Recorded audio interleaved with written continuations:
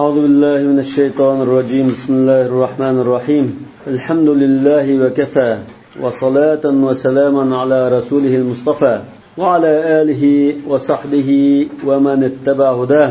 ربنا لا تجعلنا فتنة للقوم الظالمين ونجنا برحمتك من القوم الكافرين آمين. أما بعد، فقال المصنف رحمه الله تعالى: باب النوافل. النوافل جمع نفل، لكن نافلة. Nafl degan so'z ziyodani bildirdi. Ziyoda deganlik. Ya'ni vojib bo'lmagan ortiqcha o'z ixtiyorligi bilan o'qiydigan namoz demakchimi shu kitob-i salatda desa. Ammo kitob-i salatda demay, umumiylik ishlatib qolsa, sadaqa bo'lsin, boshqa ibodatlar bo'lsin, nafl ibodatlar degan maqsadga kirish mumkin. Gerçi nafl sadaqaga ishlatilsa-mu, lekin namoz dairasiga vojib bo'lmagan namozlarni bakrak bildirdi. Qur'on Karimda va minal layli fatahajjad bihi nafilatan lak, ya'ni bu ziyoda degan ma'noda, ortiqcha degan ma'no. Yana Qur'on Karimda masalan Anfal surasida yasalunaka anil anfal, ama kul anfalu lillah. Anfal degan bo'lmishada xuddi mujohidlarning dushmanning ustidan nusrat qozonishi bu bir natija bo'lsa, ulardan o'lja g'animat olishi nusratning ustiga ortiqcha bir mukofotdek buni bildirdi. Yana anfal degan yoki nafal degan jangda qo'mondon har bir jangchining nisbasidan ortiqcha og'a o'ljini hammadan taqsim qildi-ku. Uningdan sirt tankidan birini so'rsang $5,000, ha? Aeroplandan birini tushirasan $10,000 mukofot desa, bu nafal bo'ldi. Bumi o'zi oldigan, har bir mujohid oldigan o'lji nisbasidan ortiqcha mukofot tartiq degan ma'no. Endi istilohiy ma'nosi shu lug'at ma'nosiga yaqin. Farz va vojib bo'lgan ibodatdan ortiq bo'lgan ibodatlar degan ma'noda. Bu ortiq ibodat hozir sunna muakkadani o'z ichiga oladi, mustahabni o'z ichiga oladi, mandubun ilayhini o'z ichiga oladi, rag'oib yoki rag'iba, muragg'abun fihi deganni o'z ichiga oladi. Yani bu babda shu namozlar haqida to'xtalmoqchi. قال عن أم حبيبة وعائشة وأبي هريرة وأبي موسى وابن عمر رضي الله تعالى عنهم قالوا: قال رسول الله صلى الله عليه وسلم: من ثابر على 12 ركعة في اليوم والليلة بنى الله له بيتا في الجنة. Rasululloh sallallohu alayhi vasallam dedi, kimiki bir kecha kunduz ishida, yani bir sotkida 12 rakat namozni tashlamay o'qisa, sabara degan tashlamay qilishini ko'rsatdi. Alloh uningga jannatdan bir qasr bino qiladi. Bu 12 namoz qaysi esa rak'atayn qabla al-fajr, bamdanning 2 rakat sunnati, va 4 qabla az-zuhr, peshindan burunqi 4 rakat sunnat, va rak'atayn ba'daha, undan keyingi 2 rakat sunnat, va rak'atayn ba'da al-maghrib, shamdan keyin 2 rakat sunnat, va rak'atayn ba'da al-isha, undan keyin 2 rakat sunnat. Buning to'plami esa 12 rakat bo'ldi. فهذه مؤكدات لا ينبغي تركها. Mana bu namozlar 12 rakat namoz tark qilishga bo'lmaydigan ta'kidlangan sunnatlar. Ham ta'kidlangan sunnat tarifi Rasululloh sallallohu alayhi vasallam farz vojibdan boshqa tashlab qo'ygan bu namozlar sunna muakkada bo'ldi. Ba'zi tashlab, ba'zi tashlamay. Mana qilgan sunna g'ayri muakkada bo'ldi. Endi shu hukmi nima deganda maktabdimi? Hukmini bayon qilib qo'ydi hozir. La yanbaghi tarkuha. Hukmuha nima desa? La yanbaghi tarkuha. Buni ba'zi kitoblarda, Hanafiy mazhabining kitoblarida ma yusabu fa'iluha va la yu'aqabu tarikuha bal yulamu va yu'atab deb qo'ydi. Qilmaganingga jazo yo'q, qilganingga savob bor. Ya'ni qilmaganingga jazo yo'q bo'lgan bilan topib alamat bor. Rasululloh sallallohu alayhi vasallam izchil qilgan ish tursa, sen Rasululloh sallallohu alayhi vasallamni ummati tursan, agishishga buyurilgan tursan, nima qilmaysiz bu ishni? Nima tashildan deb topib alamatga duchar bo'ladi, deyiladi. Yani sunna muakkadaning qishida bunda bir atalg'u bor. Ar-rawatib, ar-ratiba. Ratiba degan muqim davomlashadigan degan ma'nodagi so'z. Yani bunun maksat farz namazlarning ya oldida ya keynida birga qiladigan namazlar degan ma'noda. Bu sunna muakkada hozir farzning oldida keynida o'qiladigan ashun sunnani ravotib deb ataydi. Bu sunnani ravotib 12 rakat sunna muakkada. Hukmi shu. ما يثاب فاعلها ولا يعاقب تاركها بل يلام ويعاتب. Bazı ulamalar lekin izchil qilmagan kishining guvohlik qabul qilmaydi deganlar bor. Ba'zi ulamalar hammasi emas. Rasulullohning shafaatiga erishmagan unda lekin sayyid iskanmagan. Endi ojiz rivoyatlar bor. Unda o'n kim hozir 12 rakatni sanadi. Ham mush 12 rakatning o'qisa erishadigan foyda nima? Ma yusabu fa'iluha dedigo. O'sha savob hozir nimadan iborat desa, mush hadisda birisini bayon qilib qo'ydi. Banallohu lahu baytan fil janna. Ana ikkinchi foydani yana bir hadis bayon qilgan. Hadis qudusida Alloh taolo dedigo: "Man aadali waliyan faqad aazantuhu bil harb." وما تقرب عبدي بشيء أحب إلي مما افترضته عليه ولا يزال عبدي يتقرب إلي بالنوافل حتى أحبه فإذا أحببته كنت سمعه الذي يسمع به وبصره الذي يبصر به ويده التي يبطش بها أو كما قال صلى الله عليه وسلم ما دستا ولا يزال عبدي يتقرب إلي بالنوافل يعني فرض نمازlarni qilgandan keyin men eng yaxshi ko'rdigim farz namozlar. Shuni farz qilgan shu namozlarni. Hamda undan keyin nafla namoz va nafl ibodatni qilaversa, men bandamni yaxshi ko'raman. Chunki mush nafl namozlarni ko'p o'qish Alloh taolaning yaxshi ko'rishini qo'lga keltiradigan narsa. Yaxshi ko'rganlikni qasrdan bizga qiladi. Shu Ummu Habiba radhiyallohu anhaning hadisi. Ummu Habiba Ramlah bint Abi Sufyan radhiyallohu anhuma. Abu Sufyanning qizi, ummahatul mu'mininning birisi. Mush hadisni Sahih Muslimda bunda rivoyat qilgan. An Nu'man ibn Salim qala haddathani Ambasa ibn Abi Sufyan an Ummu Habiba radhiyallohu anha. Bunda rivoyat qilib unda bu hadisda Rasululloh bunda dedi deb bo'lgandan keyin Ummu Habiba radhiyallohu anha oqidan bunda ulab dedi. Fama taraktuhunna mundu sami'tuhunna min Rasulilloh sallallohu alayhi vasallam. Men bu hadisni Rasululloh sallallohu alayhi vasallam anlagandim bu yan qat'iy 12 rakatni tashlab qo'ymadim. Islib keldim dedi. Endi bu hadisni Ummu Habibadan rivoyat qilgan Ambasa mush Ummu Habibaning qarindishi. Ambasata ibn Abi Sufyan. Bu dedi mush hadisni rivoyat qilib فما تركتهن منذ سمعتهن من أم حبيبة. Men bu shu Ummu Habibadan anlagandan tatib, mush 12 rakatni tashlab qo'ymadim.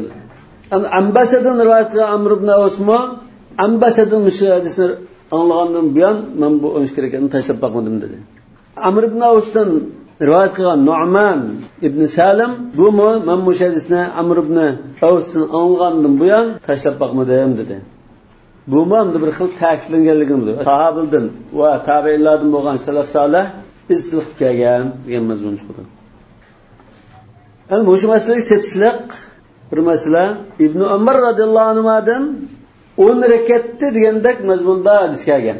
Yani sunna muakkada nechirkat 12 rakat dedikmi? Ibn Umardan 10 rakat degandek mazmun kelgachga Hanbali mazhabdagilar yo'q bu ravotib yoki sunna muakkada 10 rakatda deb turadi. Ibn Umar radhiyallohu anhu bunda degan: "Sallaytu ma'an nabiy sallallohu alayhi vasallam sajdatayn qabla az-zuhri." Sajdatayn rakatayn demakchi, qabla az-zuhr. Va aygandan Ummu Habibaninkiga o'xshash endi keldi. Faqat peshimning oldingi sunnati 2 rakat tushib qoldi mana.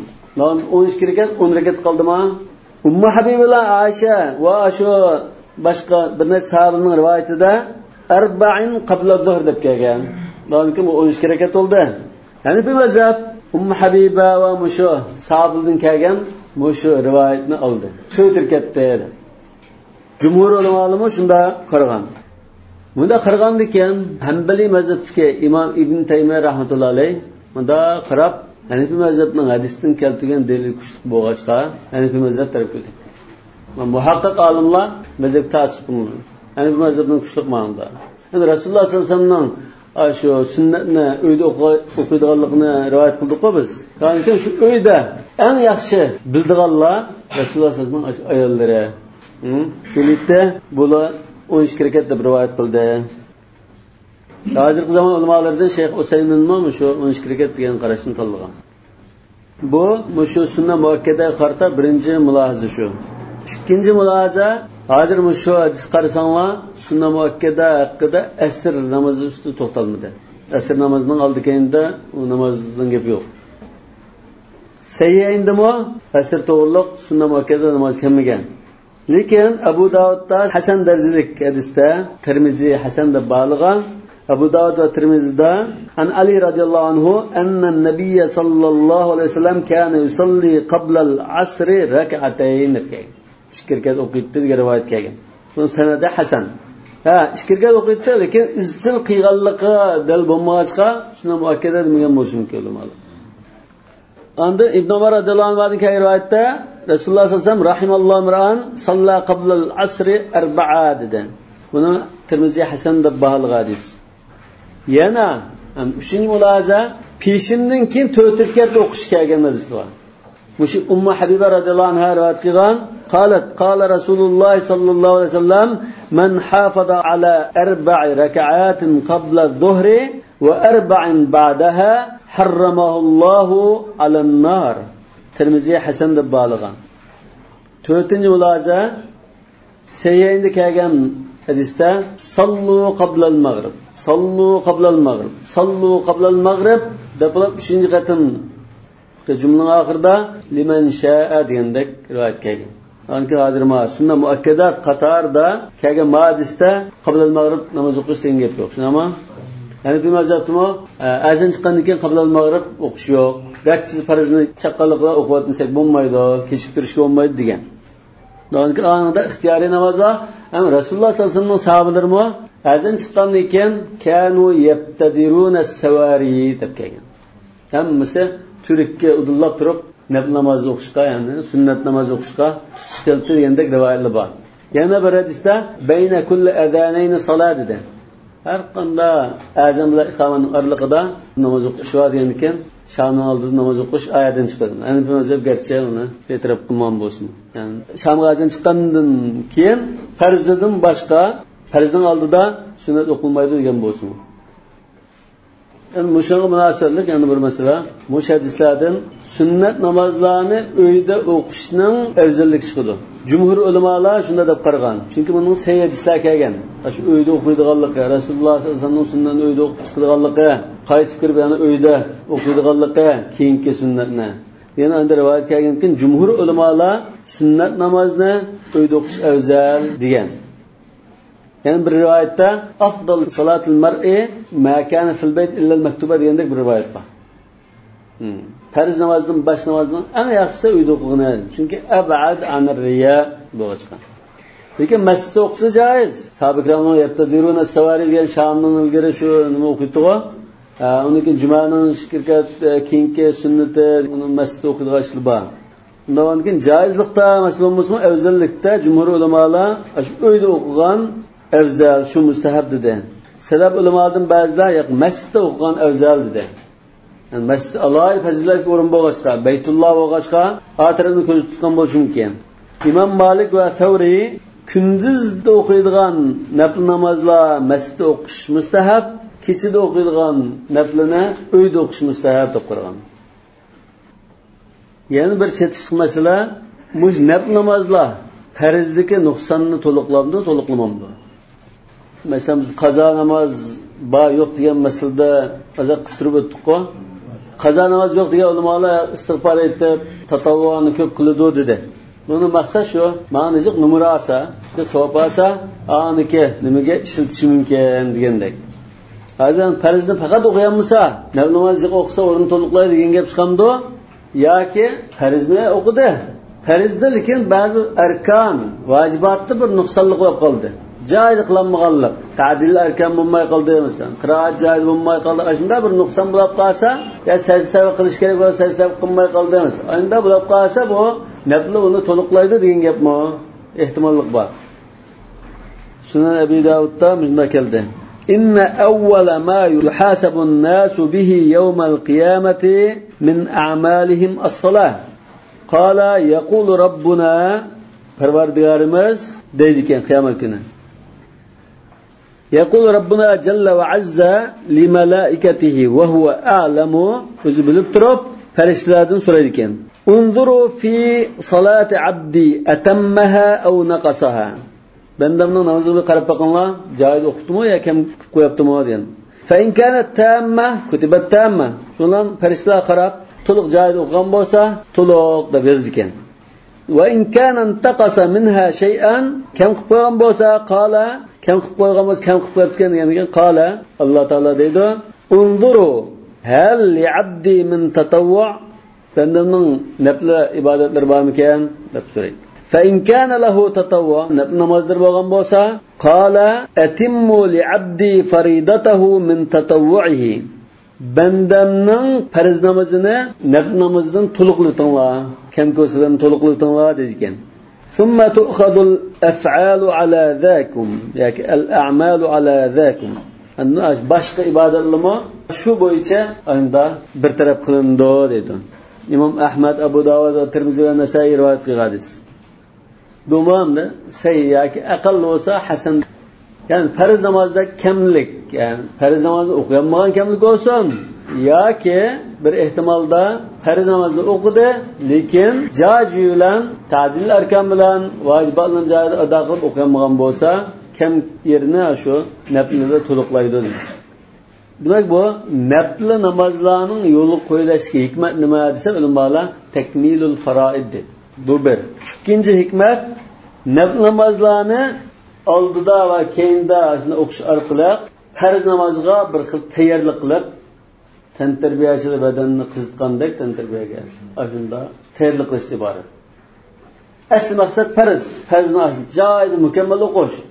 Farzga mukammal joyida o'qishga biz bir tayyorlik ko'rib, andin rasmiy tayyor bo'lgan vaqtimizda andin qachida farzni o'qib olsak, eng yaxshi shaklda ado qilgan bo'lamiz demakchi. Demak, qalbidan dunyoning ishlari hammasi bir xil uzilib, diqqati yig'ilib turgan chaqda farzni o'qib qoldigan. Shunga kechining namozini o'qigan chaqda dastlabki 2 rakat yengil namoz bilan boshlash mustahab deb qaragan ulamo. 2 rakat yengil boshlagan chaqda bir tayyorlik ko'rish iborat. Hadisda shunda bir mazmun kelgan Sahih Muslimda kana istaftihu bi rak'atayn khafifatayn degandek mazmunda Sahih Muslimda hadis kelgan. قال المصنف رحمه الله وقد قال صلى الله عليه وسلم في ركعتي الفجر صلوهما ولو أدركتكم الخيل. بمعنى بمدات namazning 2 rakat sunnatining sunnat muakkada ekanligini qayta ta'kidlamoqchi men. Bamdatning 2 rakat sunnatini dushmanning otliq qo'shini aqlini qo'llayotgan holatda o'simi o'qinglar degan mazmun. Bu hadisni ojiz dedi. Abu Davud Sunanda rivoyat qilgan lafzida la tad'uhuma walau taradatkumul khayl deb kelgan. Lekin sunna muakkada ekanligi ilgirki sayyidis yetarlik.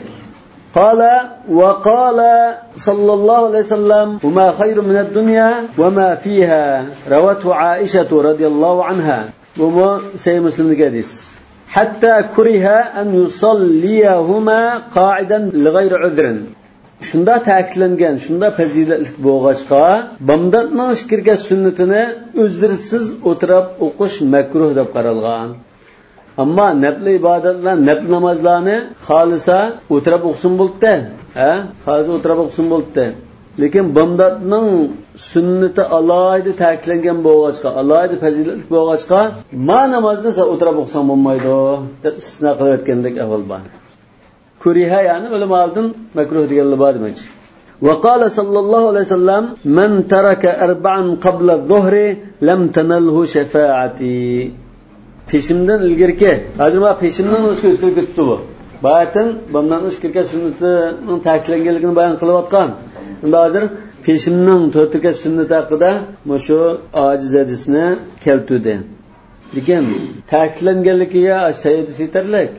Qala ويستحب أن يصلي بعد الظهر 4. Peşimden keyin 4 rakat o'qish mustahab. Endi 2 rekat sunna muakkada. Bunun qatib endi 2 rekat o'qish demakchi. Ayrım o'qanmay, 2 rekatdan 4 rekatdanmi? Birga o'qsin bo'ldi, ayrim o'qsin bo'lishi mumkin. Yani 2 rekat bilan kifoyalanib qolmay 4 rekat o'qish mustahab demakchi. 2 rekat sunnat, sunna muakkada, 2 rekat mustahab. قالت أم حبيبة رضي الله عنها سمعت رسول الله صلى الله عليه وسلم يقول من حافظ على 4 ركعات قبل الظهر و4 بعدها حرمه الله على النار. بالباتن بالأقوال اسمه إسناد سهي دبته. قال وقبل العصر 4 يعني أسردن برمه 4 ركعات أقوش مستحب. السنة غير مؤكدة دينجب شو. سيد استا تلغمدغو أسرنا لكن ما هو سنة غير مؤكدة. وعن أبي حنيفة رحمه الله ركعتين. أبو حنيفة رحمة الله عليه يعني بالرواية كاجنة أسر مرن إشكركت مستحب بولدو دب كاجن. ما كتبته وقبل العصر 4 أبو حنيفة كاجن زار رواية كاجن توتركت أخش. وكل ذلك جاء عنه صلى الله عليه وسلم. نانك توتركت أخش مو كاجن إشكركت أخش مو كاجن. Mesela 4 rekat o'qish Abu Davud va Tirmizi va Musnad al-Ahmadda rivoyat qilingan bo'lsa, sanadi hasan ekan. 2 rekat o'qish Hazrat Aisha radhiyallohu anhaning Imom Ahmadning Musnadida kelgan, Tirmizi mu hasanda bo'lgan hadis shuni kelibdi. Zo'rki Imom Abu Hanifa rahmatullohi alayh zahir rivoyat bo'lsin yoki navodir, g'ayri zahir rivoyat bo'lsin, hadisning sirtiga chiqib qolmoqda. Nima? قال وبعد المغرب 6 شامدن كين 6 ركعت o'qish mustahab. 2 rekat o'qish sunna muakkada, undan ketib 4 rekat o'qish mustahab demakchi. عن أبي هريرة رضي الله عنه قال قال رسول الله صلى الله عليه وسلم من صلى بعد المغرب 6 ركعات لم يتكلم بينهن بسوء ياكي بعض كتابda بشيء عدلنا له بعبادة 12 سنة. Şamni o'qib, shamdan keyin 6 rekat o'qib, orliqida hech qanday yomon gap qilmagan kishi yoki gap qilmagan kishi deymiz. Bishayin degan rivoyat bo'lib qolsa, gap qilmagan kishi bo'lib qolsa, udilna lahu mush 6 rekat uningga 12 yilning ibodatiga barobar bo'ldi debdi. Ma'lum bak ashuri tushwan.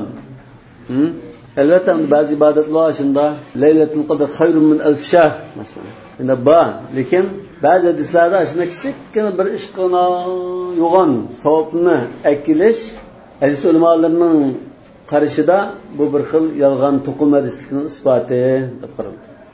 Bu Ibn Majah rivoyat qilgan hadiskan sanad daifdan yoki ba'zi ulamolar mavdu deb qaragan. Masalan Shayx Albani mavdu degan. Shamdan keyingi ishlarni sodir ketmi yoki ashqatga boshdan ayirib oldirgan. Shuna ketib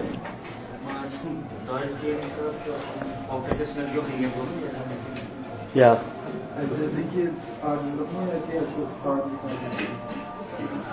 Ya hozir bu ojizlik ya yolg'onlik ikki yerdan chiqdi. Naqdul matn va naqdus sanaddan keldi.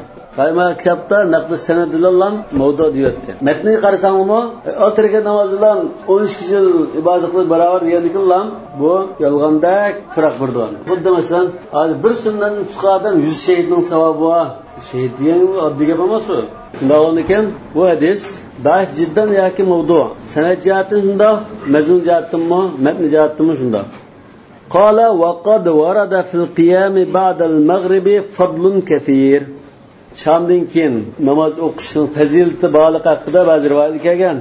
Wa qila hiya nashi'atul layl. Ba'zi qarashlarda shu oyat kelgan inna nashi'atal layli hiya ashaddu wata'an wa aqwamu qila degan. Shu oyatning tafsirida nashi'atul layl degan mushu degan tafsirlarni kelgan deydi. Yani nashi'atul layl ya'ni qiyamul layl degan ma'noda. Nasha'a degandan kelgan bu. Yoki kechida shunda yengilashlardan boshlaydigan ibodat degan ma'no. Nasha'a degan bir boshlashni ko'rsatadi. Va tusamma salatul awwabin. Awwabin namozi deb ataladi deydi. Aslida bu awwabin namozi kagina salatul duha, shashga namozi. Salatul awwabin hina tarmudul fisal deb kelgan Sahih Muslim hadisda. Fisal butlaq.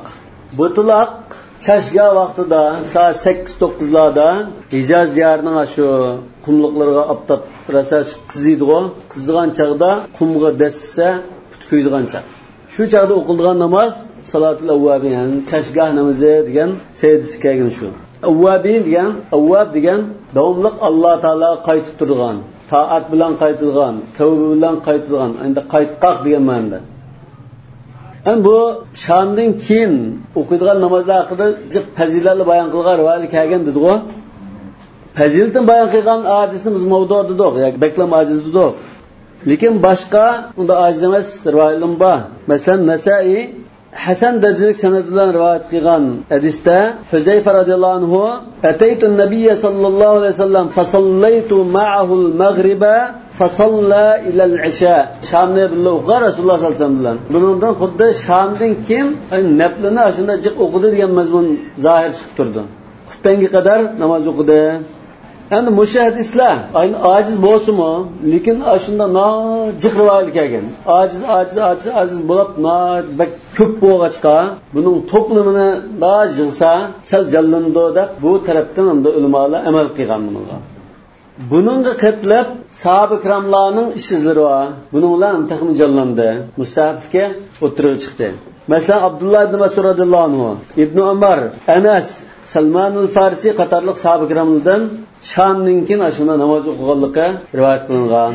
Tabi'iylardan Al-Aswad ibn Yazid, Ibn Abi Mulayka, Sa'id ibn Jubayr, Muhammad ibn Munkadir, Ali ibn al-Husayn, Shurayh al-Qadi va undan boshqalar, ya'ni imomlardan Sufyan Tavri bular Shamdan keyin ashuna namoz o'qigan. İmam Zeynul Abidin mo shunda o'qigan. Zeynul Abidin Shamdan xuftan orliq namoz o'qib, "Hiya nashiatul layl" debdi.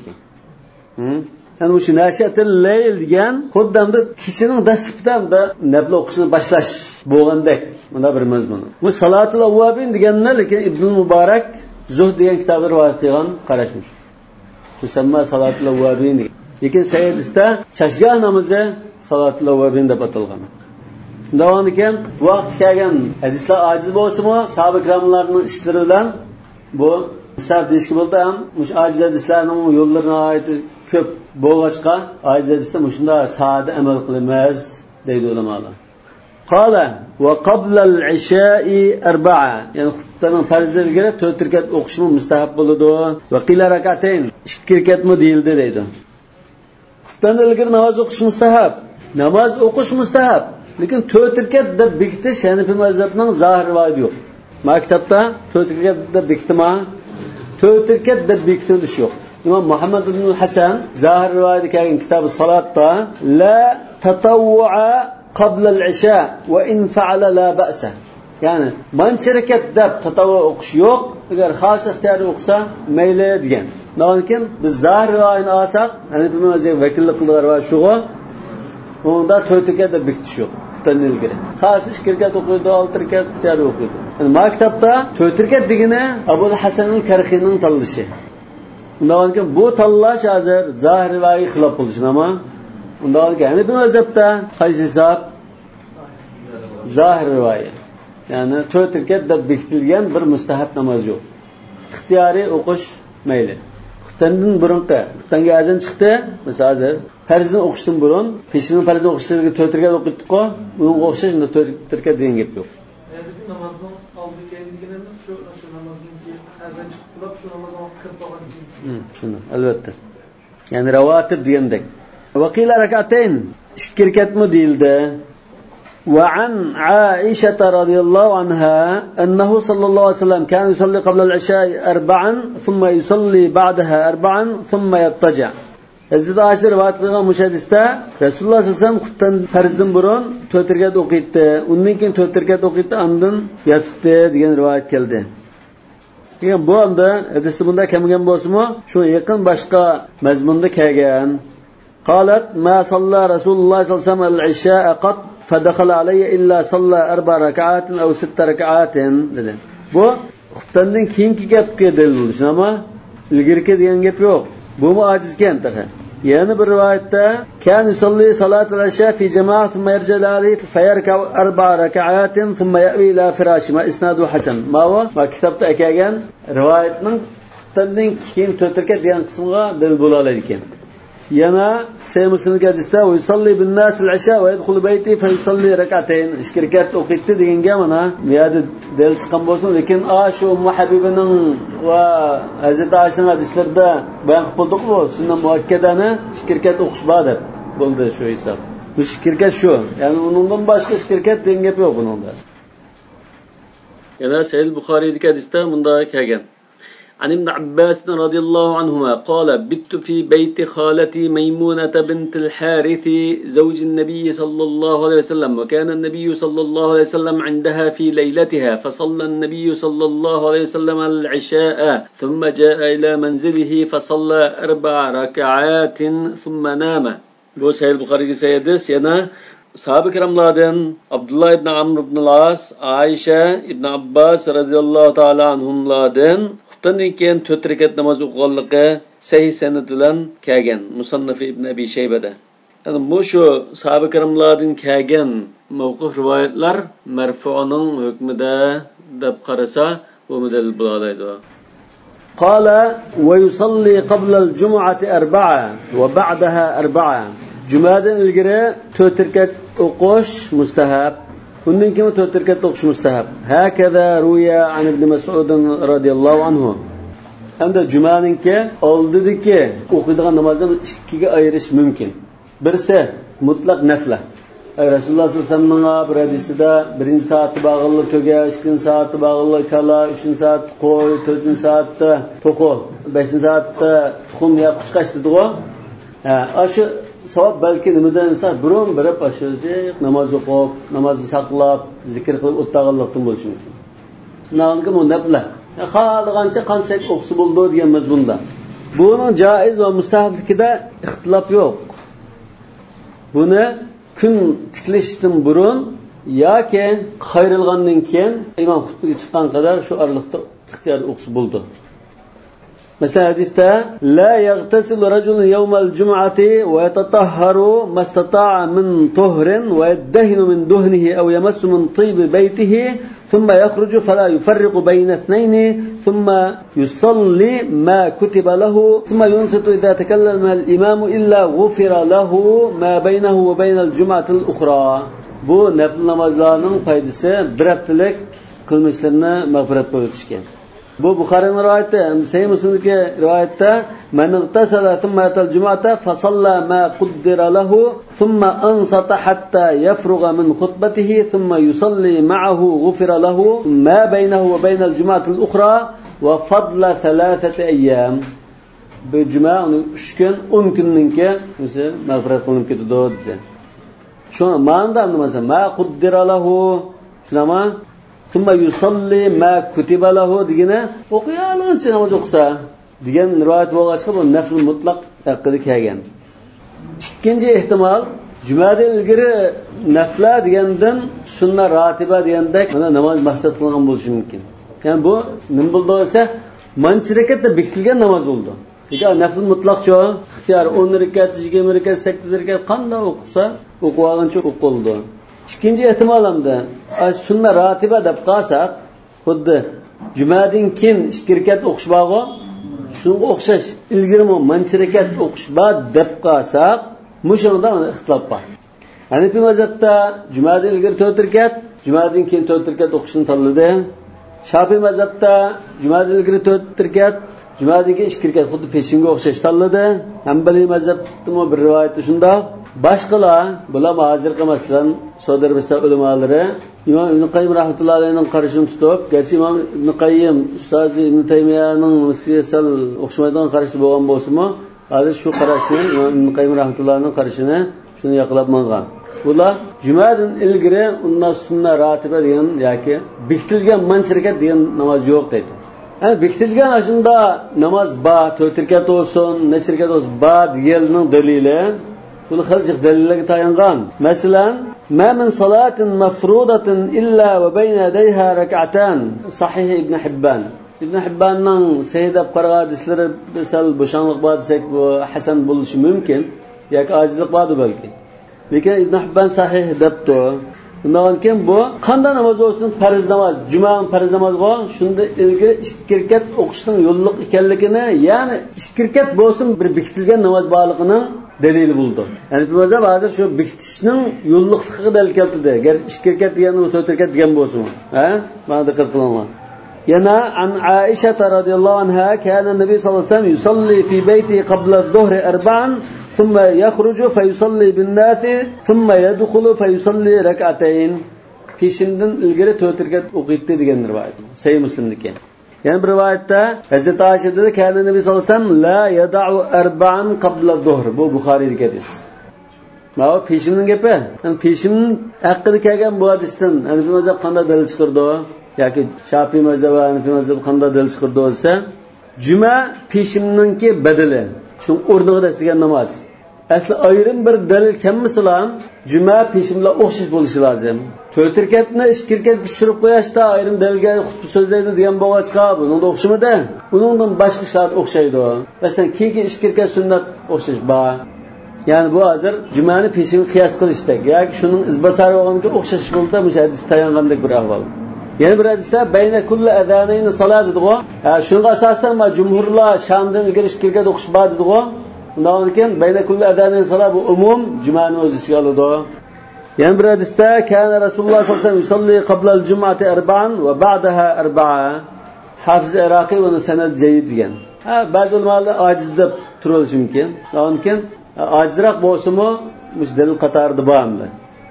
Yani Ibn Majah sahih sanadlar rivoyat qilgan bir hadisda an Abi Hurayra qala jaa Sulaykun al-Ghatfani al-masjida والنبي صلى الله عليه وسلم يخطب فقال له النبي صلى الله عليه وسلم أصليت ركعتين قبل أن تجيء قال لا قال فصل ركعتين وتجوز فيهما Sulayk al-Ghatfanining mushadisini biz tahiyatul masjid o'qish masalasida, ya'ni imom so'zlayotgan chog'da tahiyatul masjid o'qish masalasida jumhur dalil qilsa, Hanafi mazhab buning bir javob berdi deb o'tib ketdik-ku.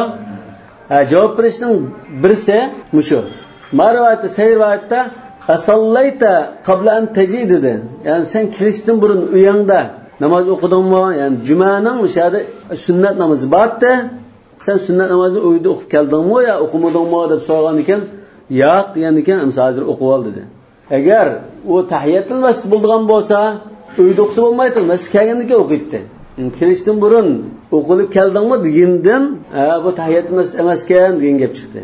Bu baramdan ifozatning tahiyatul masjid emas degani Rasululloh sollallohu alayhi vasallam buning ahvoli shunda bir juljul kiyim bilan bo'lg'achqa namoz o'qish uchun o'rtilsa, ammo sahoba kiramlar ko'rsa sadaqa qilamiki degan va sadaqa bergan ahvol bo'lgan demoqchi. Bu biz burun o'tib ketgan, biz so'zlayotgancha tahiyatul masjid o'qilamdi degan masala. Lekin mishada hadisdan ash uyda o'qib keldingmi degandan ashkirga sunnatni o'qidingmi deb o'qimadim degan ekan, o'qi deb buyurgan. Bu namoz dal shu jumadan ilgariki ratib namoz demoqchi. Yani Tabarani Hasan Dazik sanad ular rivoyat qilgan hadisda kana Rasululloh sollallohu alayhi vasallam yusalli qabla al-jum'ati arba'an va ba'daha arba'a yaj'alu at-taslima fi akhirihinna rak'atan. Ya bu sanad Hasan dedi. Balki buni aziz deb qaraydigan ulamolar bo'lishi mumkin. Lekin bu yuqorqi marfu hadislar va shunda peshinga qiyos qilgan, ashun hammani aziz deb qaragan ulamolar ratib unda bir sunnat namoz yo'q deb qaragan. Hanafi mazhab va Shafiy mazhabdagilar bor deb qaragan. Lekin Hanafi mazhabning hozir asos tayong'ini maktabdan bayon qildigan Ibn Mas'ud radhiyallohu anhuning kelgan rivoyat. Shu yuqorqi biz bayon qilgan hadis, ashunning ham istidlol ham aziz degan taqdirda bu yerda salafdan kelgan rivoyat bor. Mana عن ابن مسعود رضي الله عنه بسند صحيح أنه كان يصلي قبل الجمعة أربعا وبعدها أربعا. حضرت ابن مسعود من دا أخذ سيء كاجن. فعل الصحابي والدماء وكان يأمر الناس ويعلمهم بذلك. ابن مسعود رضي الله عنه كشلاق من دا أخذ يوتيوب وأشون بيرتي ليده. من دا بوغاشقا عبد الله بن مبارك وسفيان الثوري يعني بو حديث كبكراك أمل قلدغان مشو تابعيلا مشترسين تتقان. Yani İbrahim'in Nakai'din ki rivayette kanu yusalluna qablaha arba'a debker. Kanu deganmiş. Tabiinin sözü yani sahabe kiramını gösterdi. Sahabe kiramla cumada ilgari 4 rakat o'qiydi degan rivayet keldi. Yana Rasululloh sallallohu alayhi vasallamning azvaj mutahharatdan Safiya bint Huyay radhiyallohu anha sallat 4 rak'atin qabla khurujil imam lil jum'ati thumma sallatil jum'ata ma'al imam rak'atayn. Hafiz ibn Hajar sanadi sahih yoki hasan degan. Lekin Ibn Mas'uddan Safiya radhiyallohu anhadan 4 rakat o'qiganligi sahih sanad bilan keldi. Yana taqa Ibn Umar radhiyallohu anhu kana yahjur yawmal juma, ya'ni shu vaqtida atasi qizigan chaqda jumaga boribdi. Fayutilu salata qabla an yakhruja al-imam. Imom xutbaga chiqqan qadar uzun namoz o'qiydi deydi. Bu fa'li sahobadan istidlol shuki, Ibn Mas'ud radhiyallohu anhu o'zi o'qitlam qilmay tabiinlarni, boshqalar jamoatni o'qishga buyurgan va o'rgatgan bo'lgan. Agar odatda nafl bo'lsa, uni o'rgatish alohida buyurish ketmaydi. Mush athar hammasi lahu hukmul marfu. Rasululloh sallallohu alayhi vasallamdan o'rgangan bo'lmasa shuni bu sahoba kiramlar o'zi kallasidan chiqarib devolmaydi, qilmaydi degan bo'lgan ekan. Ya'ni bu mazhabning dalili mana nishadin kuchli qoldi. Salafning ishiga agashibdimi, agashmadimi? Agashdi. Salaf solihning ishini tutmadi. Bu tarafda mustahab deyishga bo'ldi endi. Rasululloh sallallohu alayhi vasallam o'qigan rivoyat emas, sunnat demaymiz. Mustahab degani joyi chiqdi. 4 rakat nafl deb niyat qilish mumkin. Yani sunnat deganga hozir chiqmadi shunami? Agar ojiz hadislarni shuni asos qilsa chiqdi, bo'lmasa chiqmaydi. Lekin 4 rakat bir namoz o'qishning mustahabligi chiqdi. Buni shu azondan avval o'qsam bo'ladimi yoki azondan keyin ma'nosi qolgan ekan? Ikki azon bor. Shu Hazreti Osman Zavra degan joyda 3-azonni paydo qildi degan rivoyat bor. 3-azon deganda hozir dastlab qilib aytgan azon. 2-azonga Rasululloh sallallohu alayhi vasallam zamonida ash imom buga minbarga chiqqancha to'ladigan azon. 3-azon shu takbir. Undan keyin ma ratiba unda bir namoz yo'qdi degan ulamolar Rasululloh sallallohu alayhi vasallam uydan shu Hazreti Bilal 2-azonni hozir tartib bo'yicha 2-azon bor, shuni to'lgan chaqda chiqiblam so'zlaydi. Bu chaqda nada sunnat o'qish fursat bo'lsin deb turadi. Yani ki hozir unda sunnat o'qilgan chaq